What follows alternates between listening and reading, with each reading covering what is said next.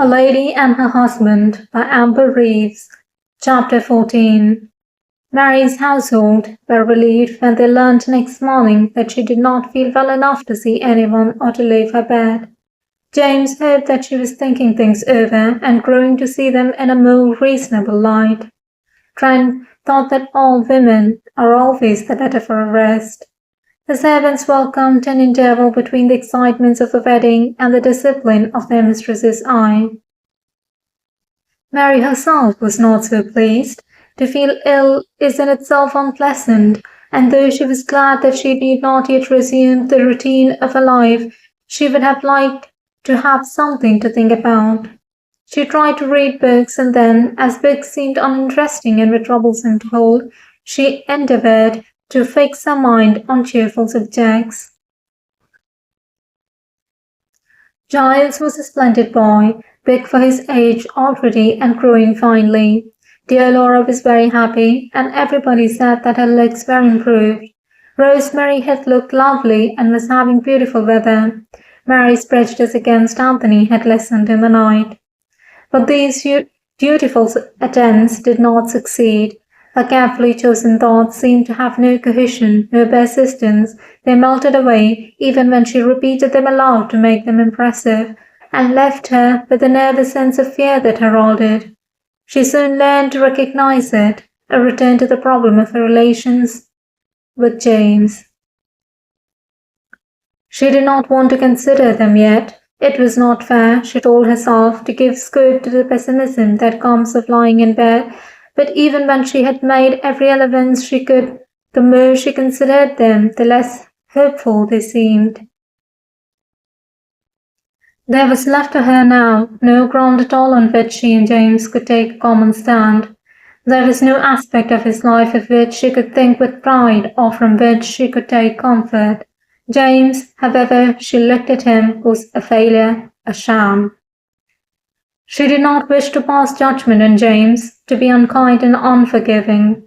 She would forgive as soon as she could. She would do her best to make herself forgive.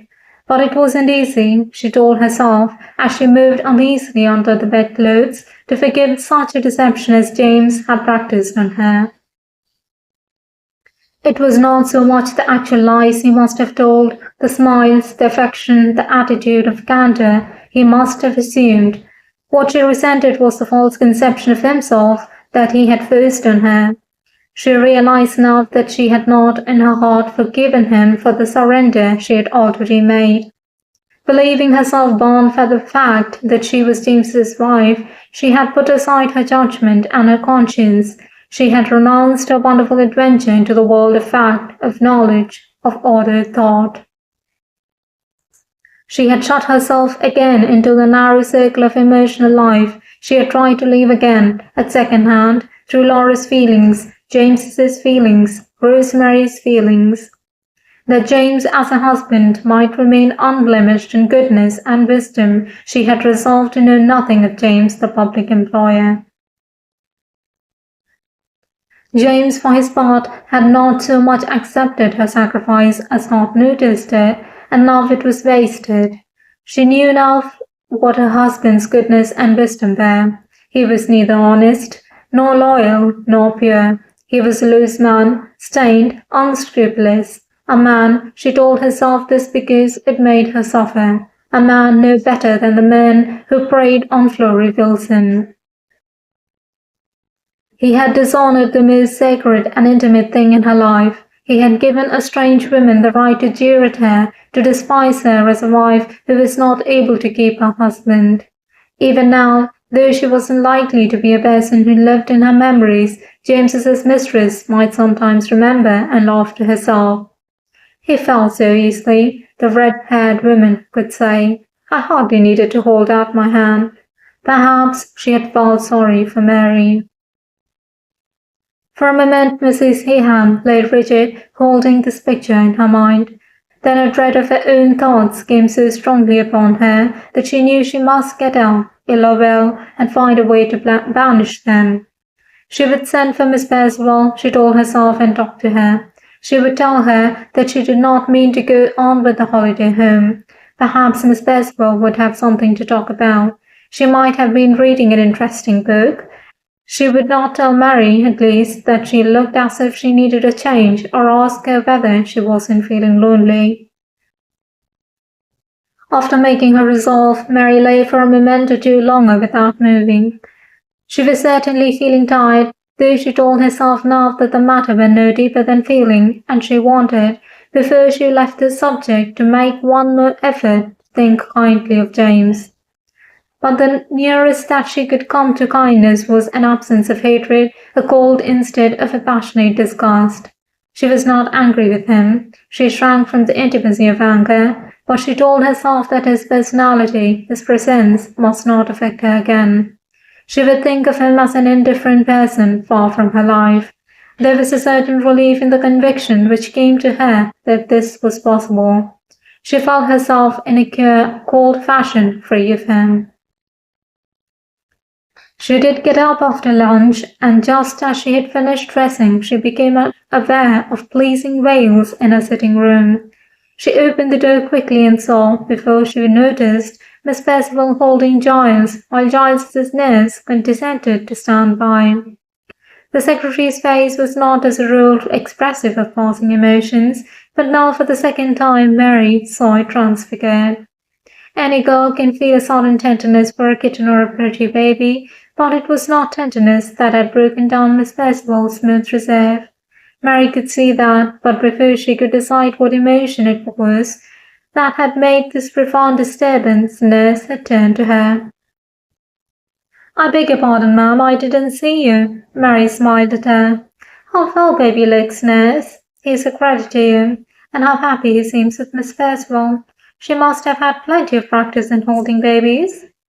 Miss Percival started, and while the nurse acknowledged with the air of one who confers a favour that he did look happy, she came forward and held the baby out to his grandmother.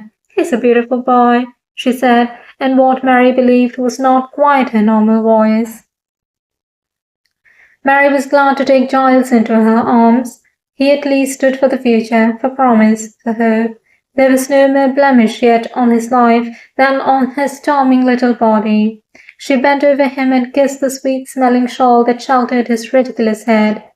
Giles seemed to share her contentment, for when he had blinked at her once or twice, he went quietly and confidently to sleep. The three women stood for a while looking down at him, while the nurse talked in a whisper of his strength, his beauty, and his accomplishments. "I'm certain he knows his mother already," she said, and Mary answered, "And you too, nurse, I expect he knows you too." The nurse offered to confirm this expectation. "There have been times when I've thought so," she assured them. "I have never seen a more intelligent baby, and a boy too. Girls are generally sharper than boys." "Yes," said Miss Percival, "one of life's false beginnings, a tragedy we don't mind because it's always there." Mary and the nurse both looked at her, Mary with surprise and the nurse with disapproval. There was something to the nurse's mind very betwixt and between about a secretary. Mary, as there was nothing else that she wished to say, asked carelessly what Miss Percival had meant. The nurse looked down at her cloak. She would not, in Mary's place, have encouraged any future expression of what might well turn out a deplorable opinion. Miss Percival put her hands on the table behind her and leaned back on them a little before she spoke. "Oh, I don't know," she said then, "but most young women seem to me such spoiled, thwarted things. Girls, if they have had any sort of chance, are fine creatures. I think they may seem hard from the outside, but in their hearts they long to be noble and pure and spiritual. Only poor things, they don't know what nobility and purity are." She paused, but Mary, holding Giles a little closer, gave her a smile that encouraged her to go on. "Well, we don't exactly tell them, do we?" There was a freedom, a recklessness about Miss Percival's choice of words that struck Mary as unusual.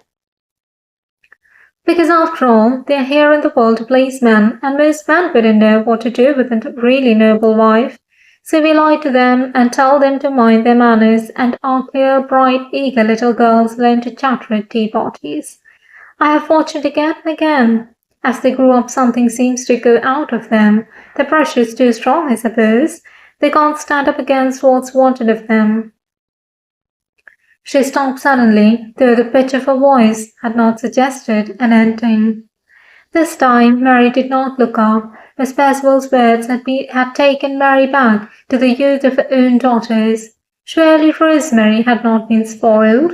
Today Rosemary was Tony's wife. She stared at the baby without seeing him. Meanwhile, the nurse too was considering the problem of girls.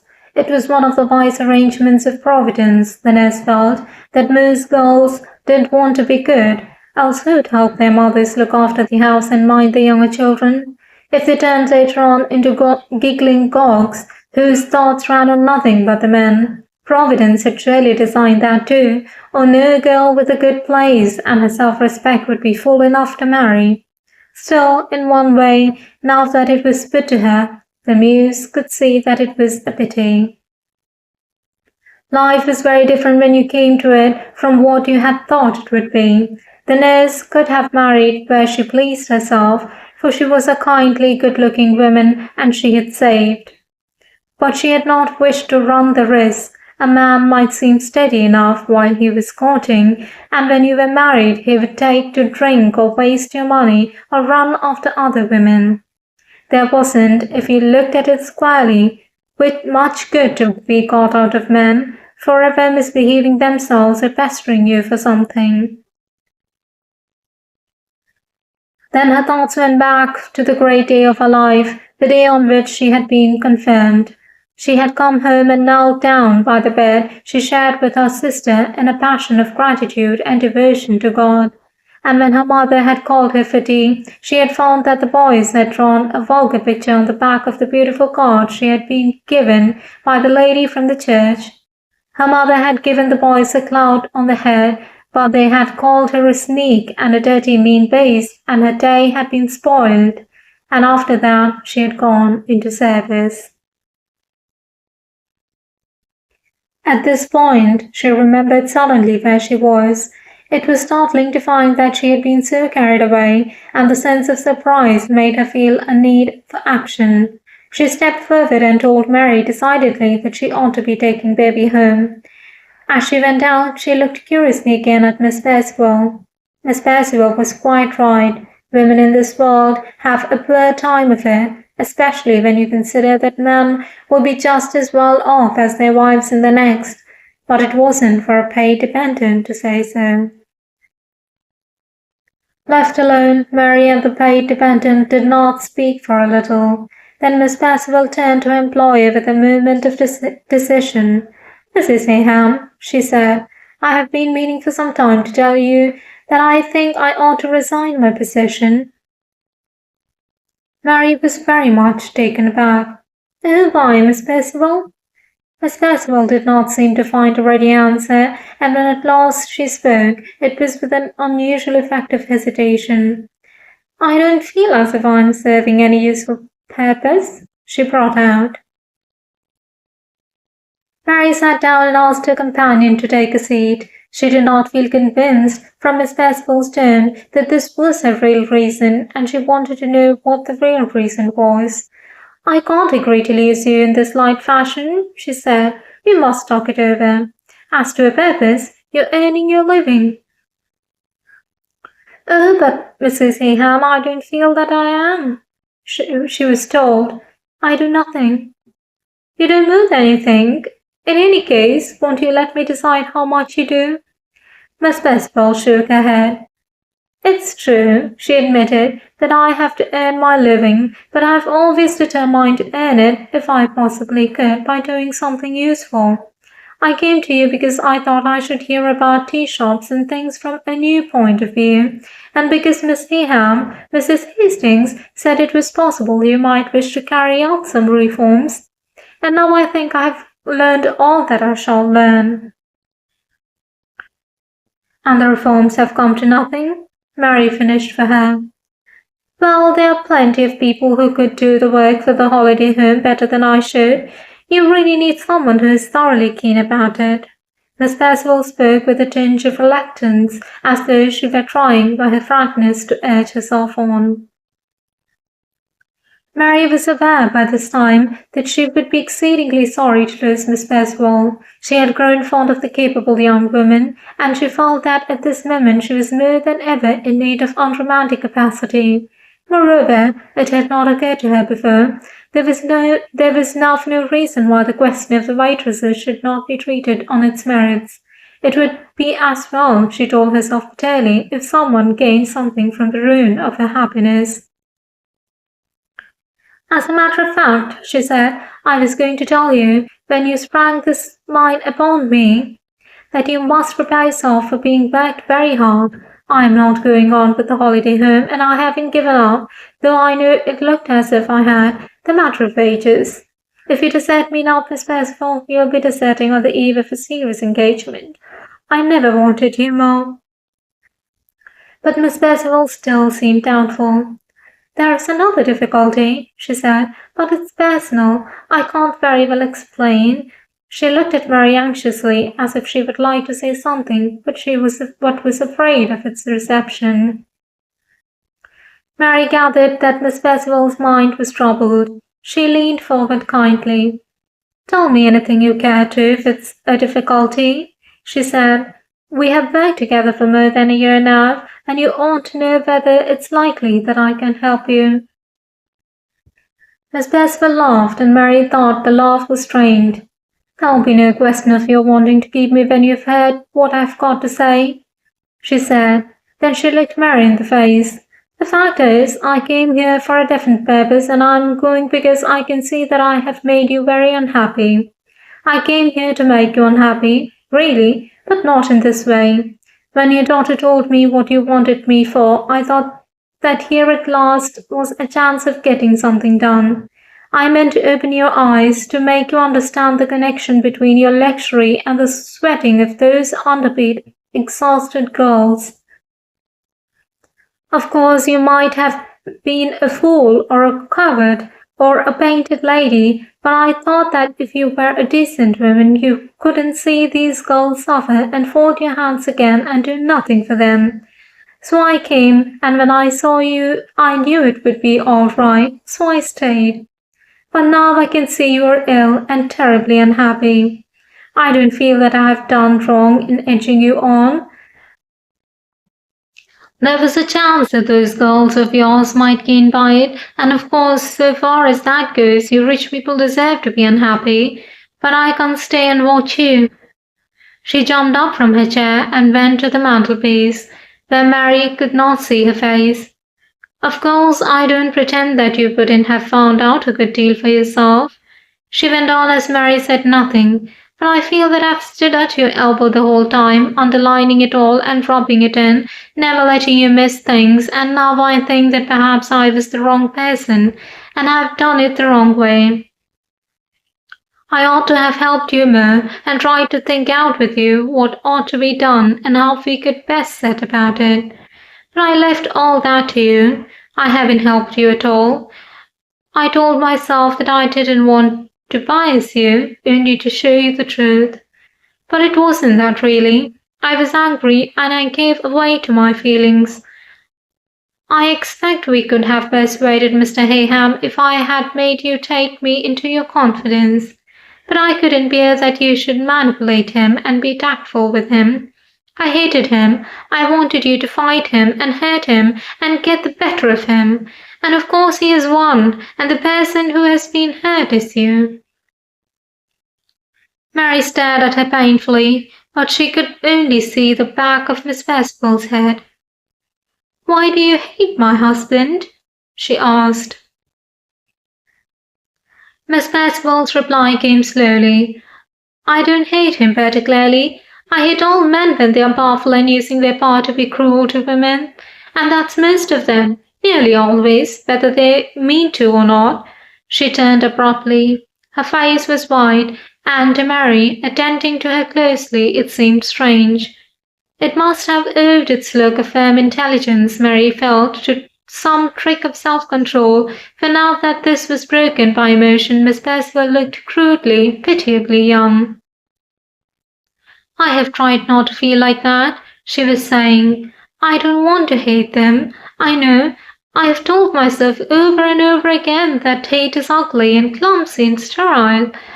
I have tried my best to tear myself free of it, but I haven't ever succeeded. It only comes back again. I hate them. I hate them from the bottom of my soul. Mary looked at her almost with respect. There never had been in her own muddled life, she felt, a passion as compelling as this. It was wrong, it was deplorable, but it had the dignity of defiance and revolt. She became conscious of a sympathetic excitement that was dispelling her weariness, filling her again with the warmth of life. In the face of Miss Percival's rebellion, she could not be afraid any more that she herself would lack courage to protest. You must have some reason, she suggested. This sort of feeling does not come of itself. Miss Percival shook her head. I don't know how it came, she said, though I could find 100 reasons. I can see a fresh reason in every man I meet. When I look at their faces in the street, in a bus, anywhere, the mean, stupid faces. Men who kept their ideals out of the halfpenny papers, men who think about money on an office stool all day, and then go home and treat some women as an inferior. I wonder that any woman has ever loved a man. They're ugly, they're greedy, they're coarse-minded. She shuddered and crossed her hands across the front of her throat. I hate them for everything, she said. For their cruelty, for their insolence. Look what they have done. They have taken the whole world and made it theirs. Everything we have in it is only ours now because they chose to give it to us. We haven't even a right to our own children. And if we don't like what they give, if we loathe it, if we are in anguish, they don't care.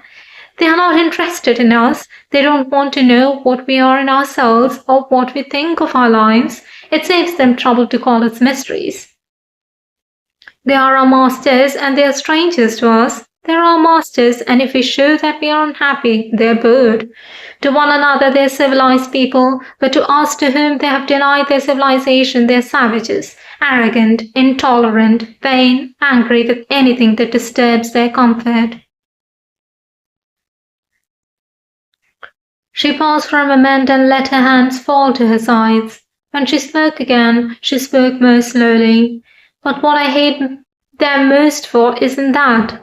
I despise them for what they are. I hate them most for what they have made of us. We love them and their children, so we are at their mercy. We have always tried to fulfill their plans for us, to be the kind of women who would please them. And see what has pleased them. See what they have praised in us. I don't mean working women, but women whose husbands can afford to have the kind of wife they like. Look at most of us, narrow, uneducated, barbarous, trivial, content to let life go by while we humor from day to day a man who looks down on women. If we have an instinct for order and organization, we use it to see that the cook keeps the kitchen clean. If we love beauty, we embroider tea cozies or hunt in shops for pretty dresses. If we have more emotion in us than our man has an appetite, for we are allowed to work it off, sensibly and with moderation, in a religion he doesn't take seriously. If we were like that in our hearts, it wouldn't matter, but we are not. In our hearts we have pity and love and understanding. But men are more cunning than we are, and stronger, and they have all the money, and they use the best that in us, our religion, our love, to degrade us. Indeed, it's time that some of us hated men. She stood trembling for a moment, then she turned and laid her face against the cool marble of the mantelpiece. Mary had meant, when the secretary stopped, to say something in protest. What Miss Percival had said was exciting and courageous, but it wasn't fair, and it wasn't true. It is one's duty to be fair. But the tired gesture, with which so much anger came to an end, the droop of Miss Percival's defiant head, made Mary forget her protest in compassion. "Poor child," she said. "Poor child." and crossing the room, she put her arm round the secretary's shoulders. The young woman did not move for a moment, then she yielded, and Mary found herself soothing a passion of tears. She was surprised, but after a minute she was not puzzled. If Miss Percival's emotional nature had been so stirred by holding Giles, it was because in the past she had loved a baby. If she hated men, it was because in the past some man had been cruel to her. Probably her lover, the baby's father, had deserted her. For some reason it did not occur to Mary that Miss Percival had been more than essentially married. She was wrong. When presently Miss Percival recovered her self-control and moved back a little from the shelter of Mary's shoulder, she explained. "I beg your pardon," she said first. "I have behaved disgracefully. It was baby, I'm afraid. He seemed such a jolly little creature on my arm. I have wanted one so, and never had one. I am married really, you know, only I don't live with my husband."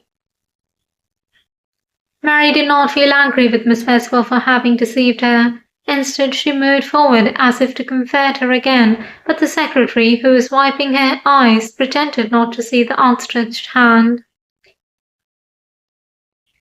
"That was what made me bitter in the beginning, I suppose," she said. "If men cared for anything but their own pleasure and freedom, they would not let people like my husband marry girls of 18. She checked a final sob and crossed the room to the table where she had left her gloves and her leather dispatch case. Then she came back to Mary. "I know of a very good secretary who wants a place, Mrs. Heyham," she said. "She is a most capable woman, with every qualification." Mary broke in on her. "But, Miss Percival, are you really sure that you need to go? I really meant it when I said that I never had needed you more. And now that I know your real opinions, it makes things so much simpler." Miss Percival shook her head. "I'm afraid it's no use, Mrs. Heyham. After what I've said today, you wouldn't be able to trust me. You see, I know myself that what I feel is unjust. I'm twisted. I can't be fair. I take things too hardly. I'm afraid I'm no good really except for finding out abuses and stirring people up. I hate shifts and compromises. No, I must go back to investigation. Besides, I've never worked for a private employer before, and I don't like it. I can't go on taking wages from Mr. Heyham that he wouldn't pay if he knew what I feel about him.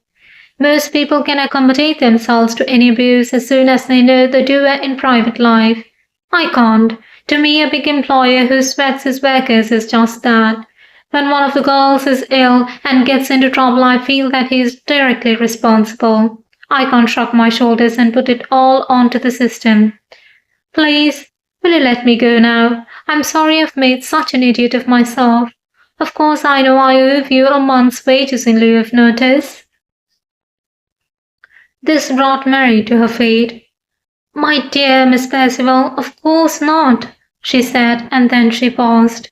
What the secretary had said was true. Mary could not feel comfortably sure of her again. One does not want a secretary who indulges in outbursts of undisciplined hatred, however sorrowful may be the past that has given rise to them. Besides, what Miss Percival had said of James applied also in some measure to Mary. Even if she had handed over her judgment to James, she was still responsible. "I'm afraid you are right," she said at last. "I suppose I must let you go. I'm exceedingly sorry to lose you. I shall miss you very much. You'll tell me, won't you, how you're getting on, and if I want to engage a fresh secretary, I'll write for your friend's address."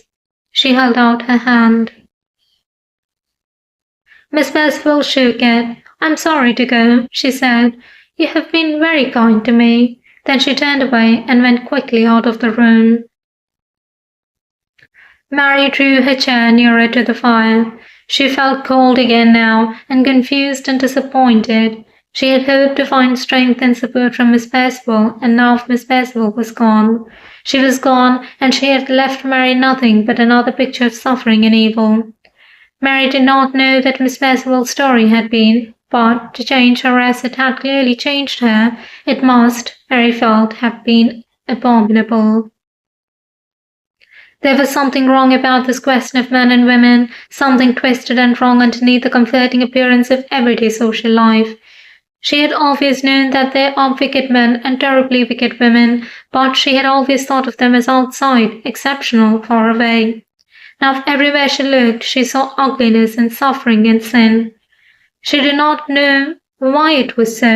She was ignorant, and she felt suddenly that she did not want, she could not bear to know the truth. It was morbid, horrible, far removed from the decency, the kindliness, the order of an honourable life. Why should she fill her mind with thoughts like these, with suspicions, with guesses at vice and ugliness? It was only now, it seemed to her, that she realized how odious, how degrading such thoughts were. She could never be able to get back, she felt, to her normal dignity and sanity. Suddenly, though she had not been thinking of him, she was swept by a wave of anger against James.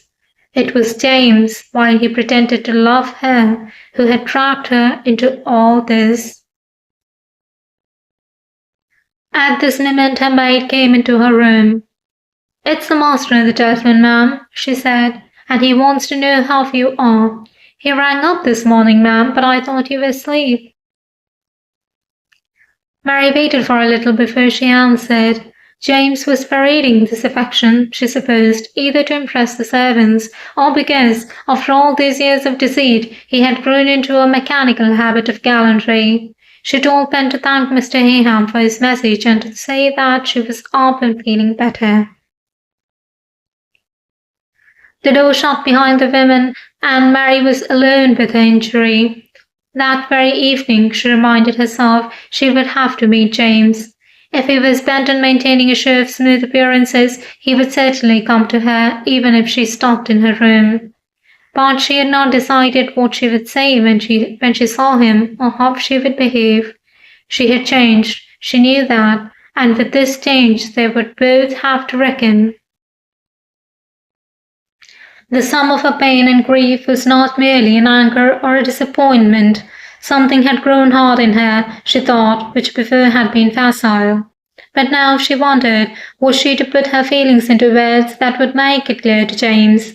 To make James hear, she would have to say something in set terms, something definite, something that she could repeat in the same words when he had finished talking. She would have to stand up, she could see, to flood after flood of talk. And she had nothing prepared and definite, nothing but a sense of outrage, of detachment and loss. She could not face James and say to him, "I see you with different eyes. My compliance towards you, my happy acceptance of you have gone." That would mean nothing to a man like James, and yet if she did not speak, if she let him even for one evening impose his own attitude and take hers for granted, he would run away with his advantage and refuse her, ever afterwards, a chance of meeting him fairly. Now, he did not know what he had to expect from her. To a certain extent, he was open to what she might say, but once he had made his assumptions, no words of hers would ever penetrate them, and something must penetrate. They could not live any more as they had lived. She had given herself up to the old James, hidden herself in him from her own conscience and from the world. Now they were separate. The clock struck, and its first strokes reminded her that Julius Trent, her vagabond brother, was coming to see her. He had been in town for the wedding and had said that he would look her up early that afternoon. A talk with Julius meant probably a talk about money, but Mary felt today that to be in the presence of his affection was worth more than a little money. She had always believed that Julius was fond of her, although he was so very unlucky. Julius's work in life was to show other people how they might manage their business more efficiently than they did, and as far as his profession went, he told Mary, he didn't do so badly. It wasn't that. Unfortunately, his instinct, so just and true where the affairs of others were concerned, could not be trusted to an equal extent in his own. Whenever Julius backed a horse, the horse lost. Fault, Julius said, and whenever he promoted a company, it went bankrupt before his genius for efficiency had a fair chance of coming into play. In these circumstances, he came to Mary 2 or 3 times a year, generally with some scheme in his pocket for reorganizing the Imperial, which he offered her free, gratis, and for nothing from her affectionate brother.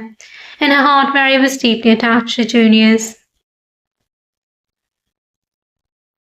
He did not come this afternoon as early as she expected him, and when he did come, he seemed subdued and did not produce any scheme. "How are you, my dear?" he said. "You're not looking up to much." And then, having settled himself in a comfortable chair, he stared thoughtfully into the fire. "How is Milly?" Mary asked him. Milly was the lady to whom Julius said he was engaged to be married. She acted in provincial companies, and while they were trying to save enough money to marry decently, Julius in the intervals of business followed her about the country. Mary had offered once to call upon her when she was near London, but Milly, it appeared, was proud. She wasn't going to be called upon until she could receive Mrs. Heyham in a house of her own. Being a lady, really, the conditions of provincial touring galled her. Julius nodded. "Ah, yes, poor old Milly." He looked, Mary thought, a little nervous. "I hope there's nothing the matter with Milly?" Mary asked. "I thought she was getting on so well." Julius coughed and fidgeted in his chair. "Fact is," he said, "I've something to ask you.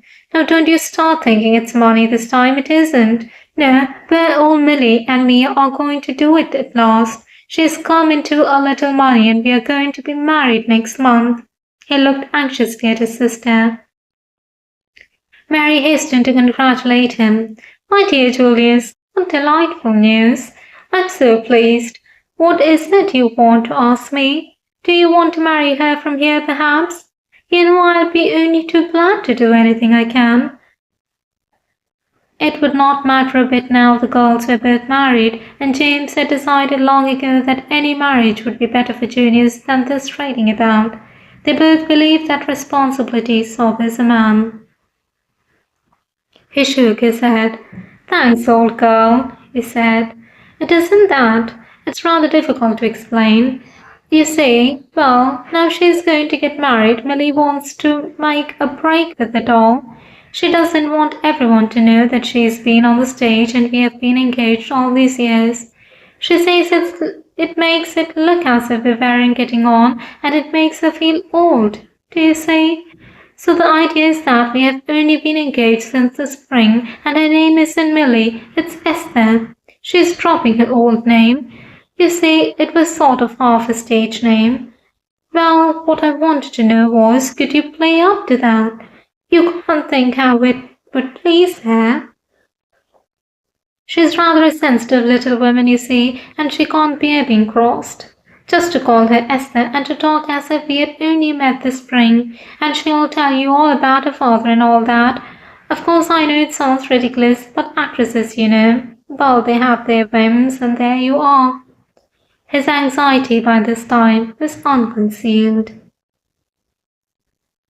Mary laughed. "Why shouldn't I if it will make her happy? Of course I will." She felt herself very tolerant, very sympathetic towards people who were hoping to be happy. Poor old Julius. If after all these years he still wanted his Milly, why shouldn't she help to make things easy for him? Julius breathed deeply, leaned back, and crossed his legs. "You always were a bit of a brick, Mary," he told her. "You can't think what a load that's taken off my mind. Not that you're likely to meet Esther for a bit. We are going to be married in Liverpool, and then we are off south for the honeymoon. But I just thought I'd put it to you at once." His look was now as cheerful as his smile. It had been, as a matter of fact, an awkward moment. Since he had first told his sister of his romantic engagement to Milly Mills, that lady's name had come in useful to several young women who had replaced her in his affections, although he had never been engaged to them. Running up north or down west to see Milly had been a delightful reason for not being always where one was expected to be. Now that he was engaged again, this time in a businesslike fashion, to Miss Esther Moss, he would have dropped the legend of Millie if he had not, only 6 weeks before, when there had seemed no chance of the excellent Esther's yielding to him, accepted a cheque from Mary to give poor little Millie a rest by the sea after a serious illness. It was only fair to Mary, he thought, that she should believe she was getting something for her money. Otherwise she might feel that the rest by the sea had been wasted. That would be a pity, for though Esther besides her charms had a satisfying income he had found her, so far the sort of woman who manages her own affairs. For that matter, he wasn't a man who would care to depend altogether on his wife. "How is James getting on with the reconstruction of the business?" he asked now. "He seems pretty cheery about it. I offered him my help for nothing too. He said he had got it all practically arranged." "The reconstruction?" Mary asked, puzzled by his change of subject. Julius stared at her. "The reconstruction of the business? Turning it into a public company? You can't mean to say that he hasn't told you it?" Mary interrupted him. She didn't want Julius to think that James kept her in the dark. "Oh, yes, of course, he told me. I'm rather stupid about these things. What does a reconstruction of that sort exactly mean, Julius? What is it? What effect does it have?" Julius grinned. "Well, it's a way of making money. That's what it is. Suppose I have a business that's making 20,000 a year and is worth £250,000, and I want to make a little money out of it. Well, I have articles written about it to say how good it is and puff it up a bit, and I explain that if only I had £100,000 more, so to extend it a little, it would soon be making 40,000 a year, and it would be worth £500,000. And with luck, I get a lot of people to buy it from me at that valuation and give me a salary as well as managing director, and off I go and put the money into gilt-edged securities. And there I am, you see, very comfortable, nothing to do but keep the shareholders quiet for a year or two until something turns up trumps. Not that James is the sort of man to take them in," he added, determined to do the handsome thing, even though James had refused to make him a director of the new company. Mary thought this over for a moment. "You sell it for more than it is worth?" she said. Her brother demurred. "For what I can get. Perfectly square and above board, legitimate business. Of course it depends a lot on how the shares are placed in the market. That's what I said to James when I saw him the other day." His face clouded a little at the memory of his interview with James. Mary hesitated and then decided to get what information she could. "What happens to the staff?" she asked. "To the employees, the people like our waitresses?" Julius shrugged his shoulders. "Out of the frying pan into the fire, poor devils. Must get dividends somehow.